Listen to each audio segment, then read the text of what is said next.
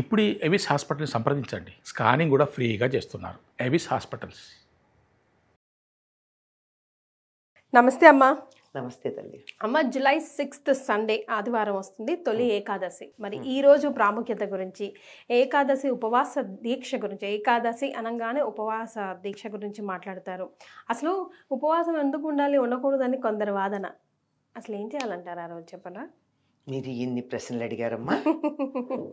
ఎన్నో అడిగారు. మరే మనం ఇవన్నీ అప్పుడప్పుడు చెప్పుకున్నవన్నీ కూడా కలిపి ఒక్కసారి సమాహారంగా చెప్పుకుంది. ఇవన్నీ చెప్పుకున్నాం. అవును. ఇప్పుడు తొలి ఏకాదశి ఏమిటి, అసలు ఏకాదశి ఏమిటి? ఏకాదశి అన్న పదానికి 11 కలిగింది అని అర్థం. ఏకాదశి అంటే 11, దశ అంటే 10, 11. ఈ ఏకాదశి అనేది మనకుండే తిథుల్లో 11 చంద్రకళలు కలిగినటువంటి తిథికి ఏకాదశి అని పేరు. రోజుకొక కళ ఉంటుంది కదా, అలా 11 కలిగింది. అందుకని ఏకాదశి నాడు చంద్రుడికి 11 కళలు ఉంటాయి.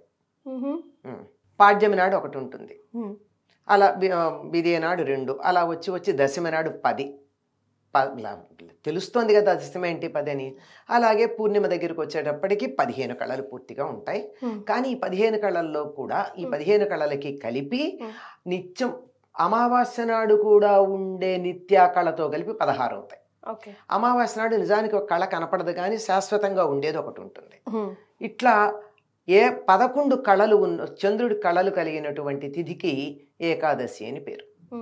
దీనికి ప్రాధాన్యం ఏమిటంటే, మనం జాగ్రత్తగా గనక గమనించినట్టయితే భూమిని కింద ఉండే భూ అక్షంగా తీసుకున్నట్టయితే, జీవుణ్ణి ఇలా నిలువుగా ఉండే అక్షంగా గనక తీసుకున్నట్టయితే పూర్తిగా లంబకోణంలో ఉంటుంది ఆ రోజు. జాగ్రత్తగా గమనించినట్టయితే భూమి శరీరం, ఆత్మ సూర్యుడు, భూమి సూర్యుడు లంబకోణంలో ఉంటారు.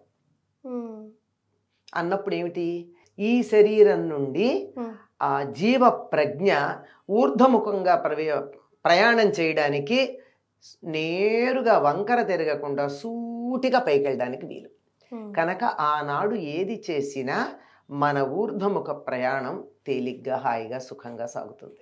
ఈజీగా డెస్టినేషన్కి చేరువేస్తుంది. పైగా ఏకాదశి అంటే 11 కదా, ఆ రోజు 11 ఇంద్రియాలు ఏకోన్ముఖంగా ఉంటాయి. 5 జ్ఞానేంద్రియాలు, 5 కర్మేంద్రియాలు, వీటి మీద పెత్తనం చేసే మనస్సు ఈ 11 ఒకే మార్గంలో ప్రయాణం చేస్తాయి ఉంటాయి. అంటే సాధారణంగా ఇప్పుడు నేను మాట్లాడుతున్నాను అనుకో, మాట్లాడుతూ ఉన్నప్పుడు పక్కన ఏదన్నా వినపడితే నా చెవి అక్కడికి ఎడుతుంది, నోరు మాట్లాడుతోంది, ఎదురుగా నువ్వు వేసుకున్నటువంటి వస్త్రం ఏ రంగులో ఉంది అని కన్ను చూస్తోంది కదా. అన్ని సందర్భాల్లోనూ మనం గమనించాం. అప్పుడప్పుడు ఇలా 5 ఇంద్రియాలు వాటి ఇష్టం వచ్చినట్టు ప్రయత్నం చేస్తూ ఉంటాయి. కనుక ఒక దాని మీద మనకి కేంద్రీకరణ ఉండదు. కానీ ఏకాదశి నాడు ఏ పని చేసినా 11 ఇంద్రియాలు ఏకోన్ముఖంగా ఉంటాయి. అందువల్ల ఆనాడు జాగ్రత్తగా కాస్త దైవధ్యానం లాంటివి చెయ్యండి. మిగిలిన రోజుల్లో చేసిన దానికన్నా ఎక్కువ ఫలితం ఉంటుంది, వేగవంతంగా ఉంటుంది, ముందుకెళ్ళడానికి వీలవుతుంది అని పెద్దలు మనకి చెప్పారు. అందువల్ల ఏకాదశికి అటువంటి ప్రాధాన్యం ఉంది. ఏకాదశికి హరివాసరం అనే పేరు కూడా ఉంది.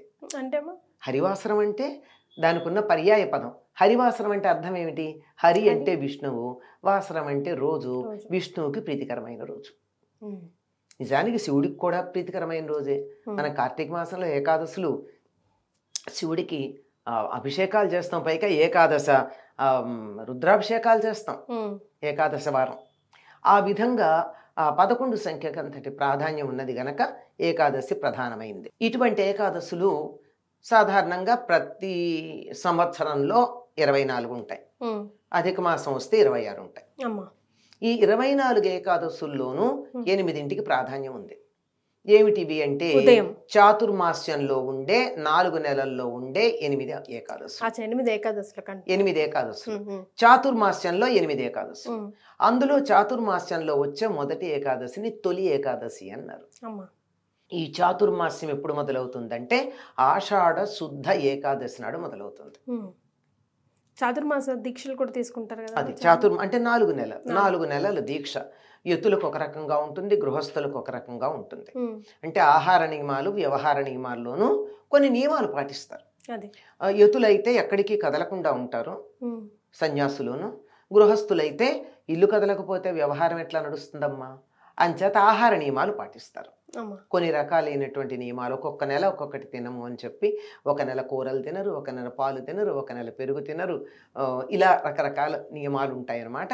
నియమాలు పాటిస్తూ ఏకభుక్తం అంటే ఒకసారి భోజనం చేయడం, ఇలాంటి నియమాలు ఉన్నాయి. ఇది గృహస్థులు పాటించే నియమాలు. ఈ చాతుర్మాస్యం ఆషాఢ శుద్ధ ఏకాదశి నాడు ఎందుకు మొదలవుతుంది అంటే అప్పుడు దక్షిణాయనం వచ్చేస్తుంది. దక్షిణాయనం అన్నది పితృదేవతలకు సంబంధించింది. ఆ తరువాత దేవతలేమో పైలోకాలకు వెళ్ళిపోయినటువంటి కాలం. అందుకని ఈ కాలంలో విష్ణువు కాలస్వరూపుడు, కాలస్వరూపుడైనటువంటి శ్రీ మహావిష్ణువు యోగ నిద్ర ముద్రితుడు అవుతాడు, యోగ నిద్రలో ఉంటాడు. మన నిద్ర కాదు అయింది, మనలాగా మూఢ నిద్ర మోహ నిద్ర కాదు అయింది, యోగ నిద్ర. ఆ యోగ నిద్రలో ఉన్నప్పుడు ఎక్కువగా సాధనకే యతులు తమ కాలాన్ని వినియోగిస్తారు.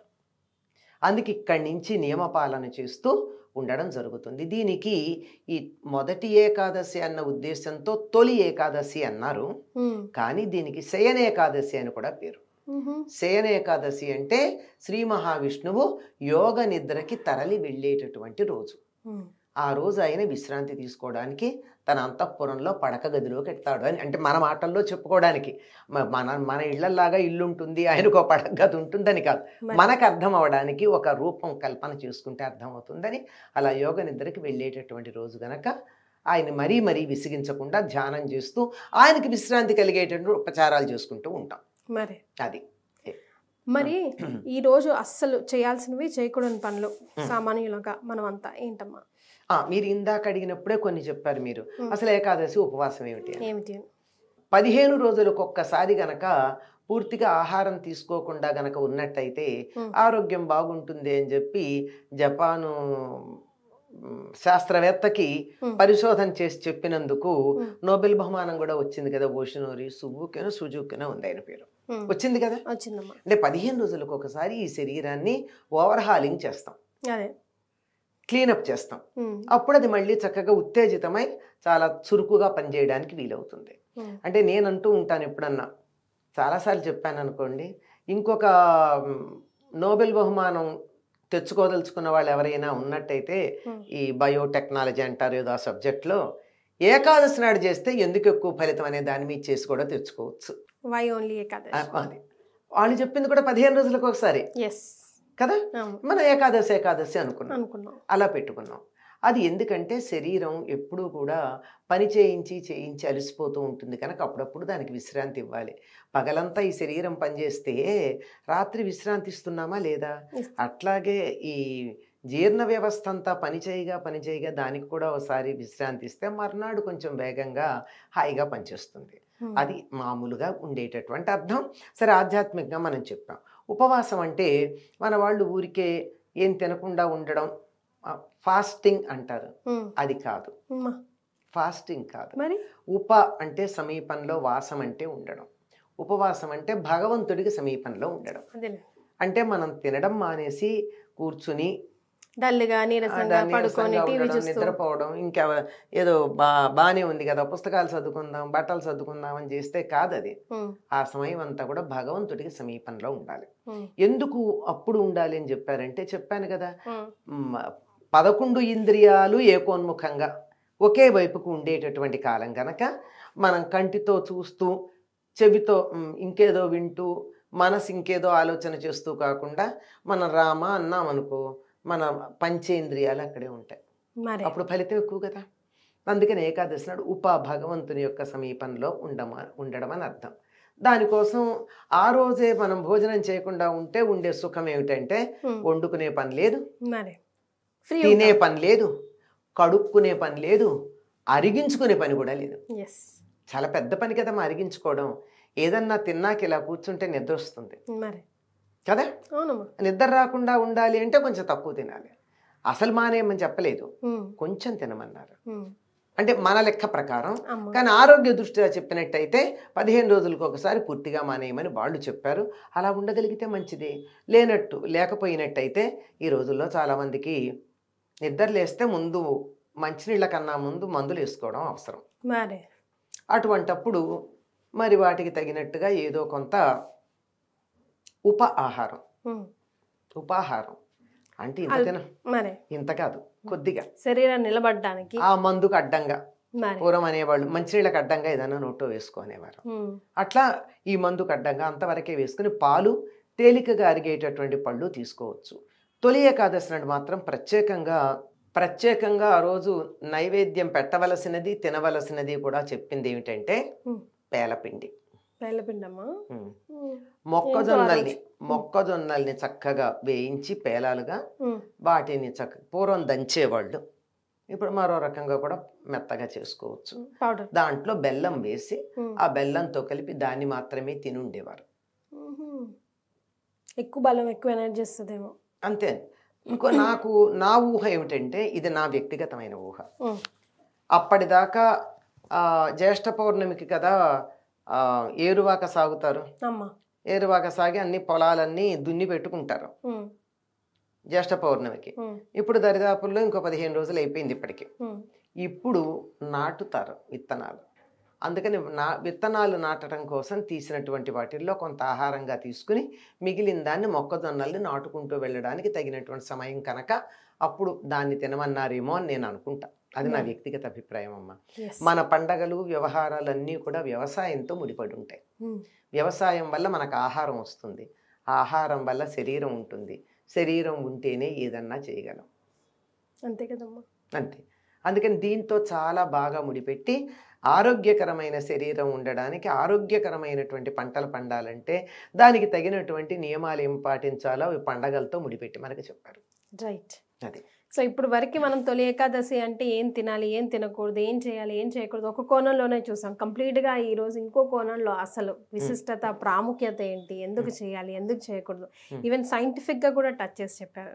చాలా సంతోషం అమ్మ, ధన్యవాదాలు.